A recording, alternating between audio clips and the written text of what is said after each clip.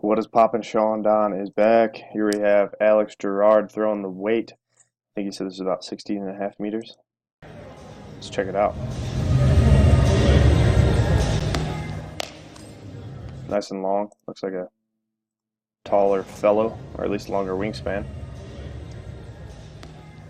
Two heels, sling start. Once again, glad to see the sling start becoming more popular. So let's break it down for Alex. So decent start. Same as I've said for most of the other technical analysis weight throw videos that I've posted over the past week or so. This very first part of the throw, so these preliminary swings, set your posture. You're pretty much standing straight up, which is better than doing like that kind of poor back squat sort of posture where your shoulders are forward and your hips are back. That's no good. Standing up is slightly better, but just about as bad. Just about as bad, slightly better.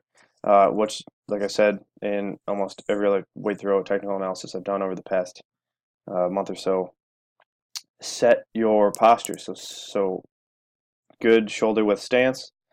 Sit your hips down, knees forward, shoulders underneath your hips, or hips underneath your shoulders and shoulders back over your hips. This is easier to see from a side view, but you want your torso perpendicular to the ground. You want your torso perfectly upright at all times of the throw. So that's number one for you, Alex.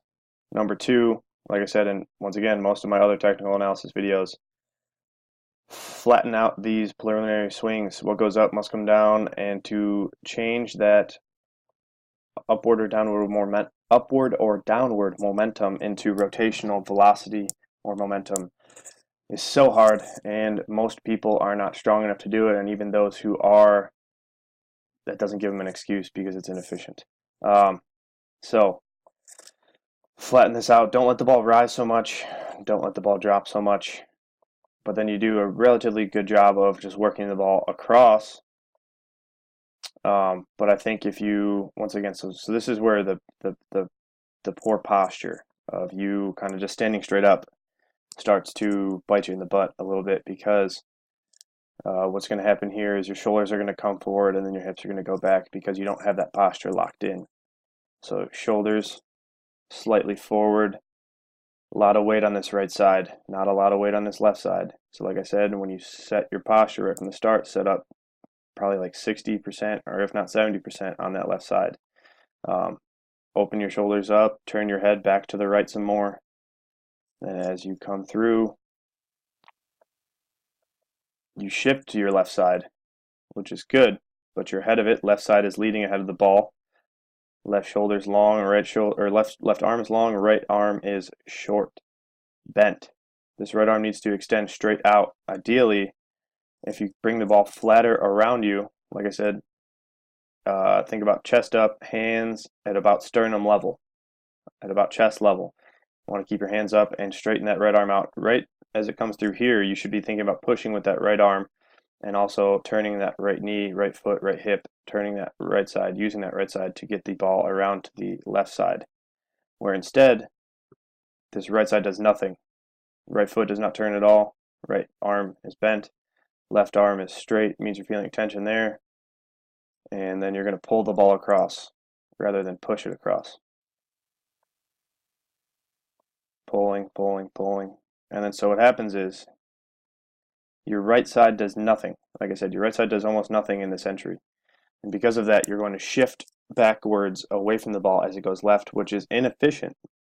Your axis of rotation is not steady, and you're missing out on a bunch of power that you could otherwise be using. So this right side's doing nothing, doing nothing, doing nothing. So as you pull, this left hip is going to shift back, when ideally it should stay about right here. It can shift back a little bit, but yours is going to go back dramatically. So you can see you shifted totally back onto this right side. Shoulders are forward, hips are way back, knee is way back, not in, and you're starting off the heel. So starting off the heel, that's tough, to be fair. to set that left side axis up in this first turn of a 2-turn weight throw off of 2 heels is very hard.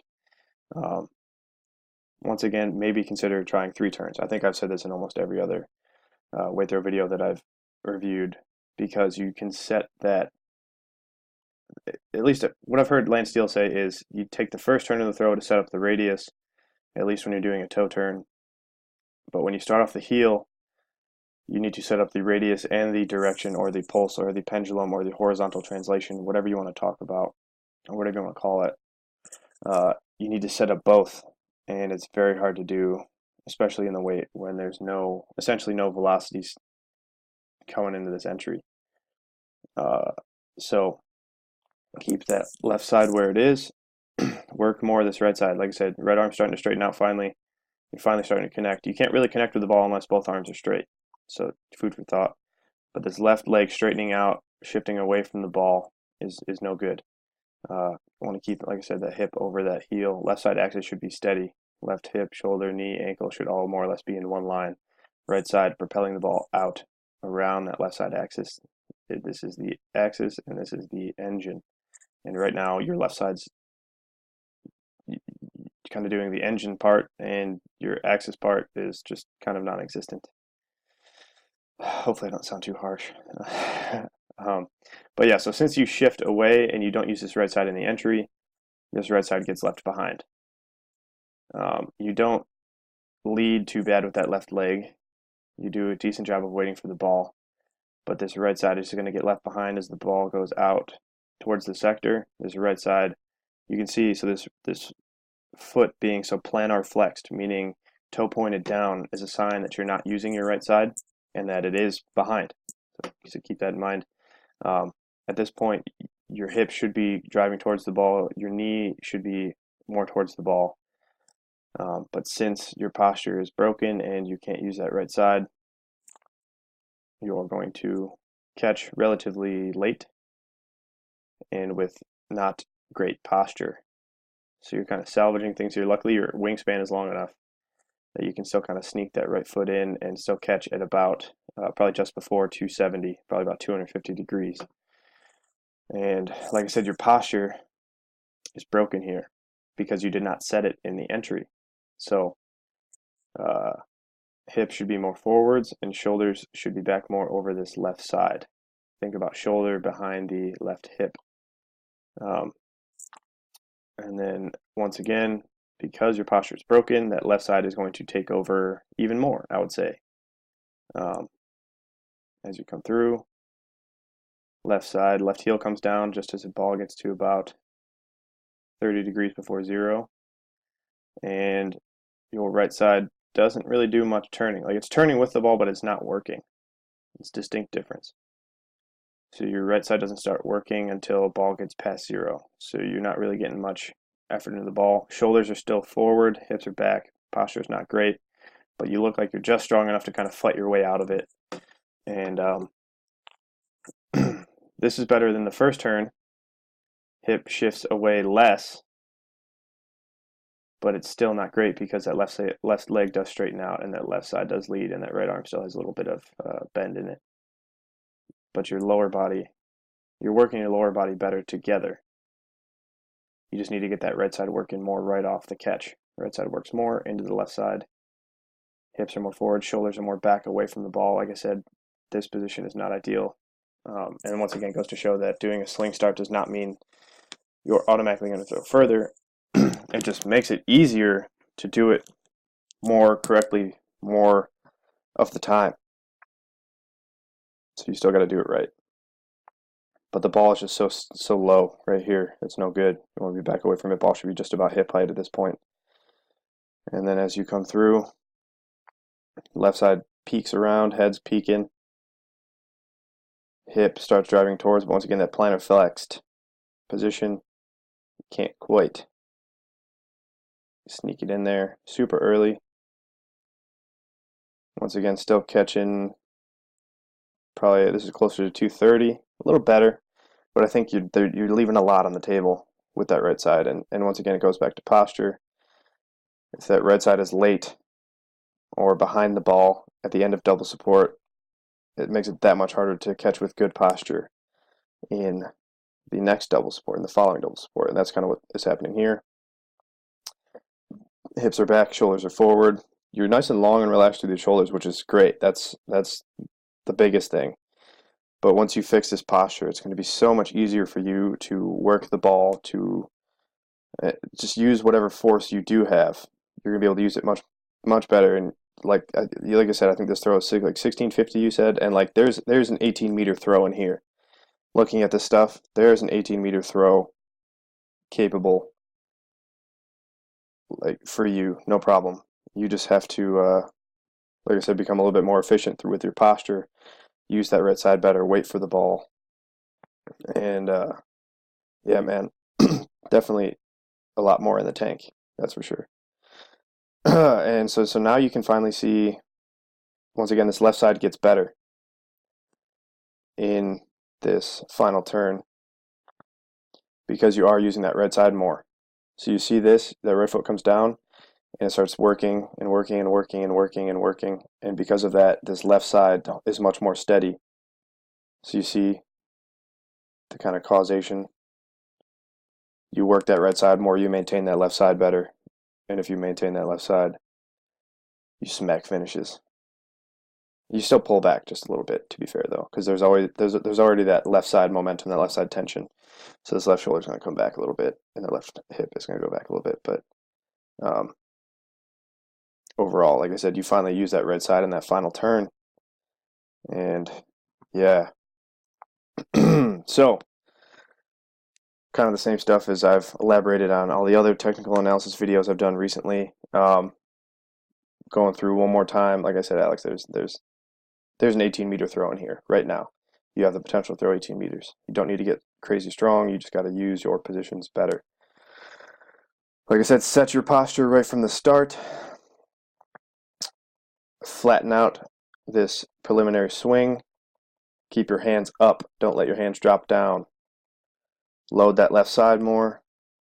Use that right side. Work the shit out of the right side. Your right arm pushing, your right knee, right leg, right hip, right foot turning with the ball to hold that left side in place. Get the ball long out to the left, and you'll be much quicker to catch the ball, meaning you'll catch earlier and with better posture. So it's like a double whammy of the best kind. You're going to catch earlier, so you'll have more time to accelerate the ball, and you're going to catch in better posture, so you're going to be more efficient, so you can create more force within the time that you have. So it's like exponentially better. And then it's really the same stuff. Don't let the ball drop so much. Keep your hands up, stay back against the ball. Let it get long out left, and then work that right side and smack the finish like you are already doing. And like I said, maybe try out 3 turns. I know a lot of people struggle doing 3 turns because, and it really just comes back to how steep the ball is. The steeper the ball gets, the harder it is to do 3 turns. So if you really flatten out that entry, and I'm talking like straight up, like if you can go watch Lance Steele and the hammer throw and the weight throw and whatever, he enters and the ball is 100% flat. Like there's maybe like 5 degrees drop, and that's it. Yeah, so if you can flatten that stuff out, you might be able to get 3 turns down, and then that 18 meters will become routine, and then next up 19, 1950, 20 meters. And yeah, like I said, I think you got a lot of potential, Alex, especially with those long levers.